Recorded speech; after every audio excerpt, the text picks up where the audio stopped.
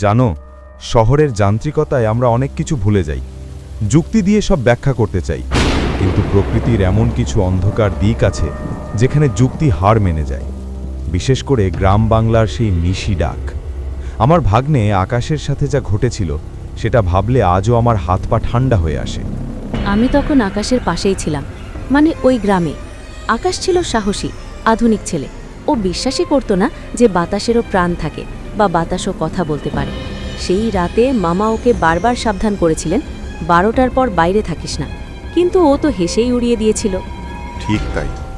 রাত যখন গভীর হলো, একটা অদ্ভুত নিস্তব্ধতা নেমে এলো চারদিকে। ঝিঁঝি পোকার ডাক যে কেন হঠাৎ করে থেমে গিয়েছিল সেটা আমরা কেউ বুঝতে পারিনি। আকাশ তখন ঘরে একা। ঠিক তখনই ও শুনতে পেল ওর বোন রিনির গলা। অথচ রিনি তখন কয়েকশো মাইল দূরে কলকাতায়। আকাশ ঘোরের মাথায় বেরিয়ে গেল। ওই যে বলে না, নিশির ডাক।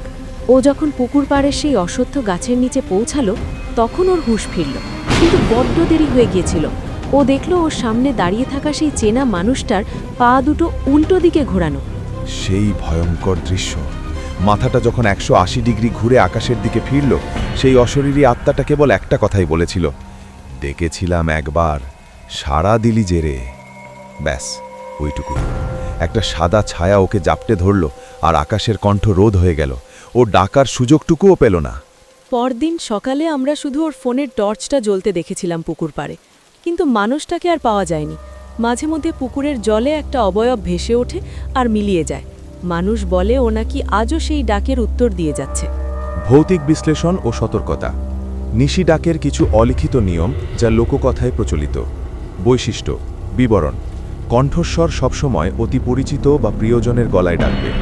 ডাকের সংখ্যা সাধারণত একবার বা দুবার ডাকে, 3 বারের আগে সাড়া দিতে নেই। শারীরিক লক্ষণ: এদের ছায়া মাটিতে পড়ে না এবং পা পেছনের দিকে ঘোরানো থাকে। সতর্কতা: অচেনা পরিবেশে রাতবিরিতে নিজের নাম ধরে ডাক শুনলে হুট করে সাড়া দেবেন না। শেষ কথা: কিছু ডাক মানুষকে ফেরানোর জন্য নয়, চিরতরে হারিয়ে ফেলার জন্য আসে। আপনার আশেপাশে কেউ নেই তো?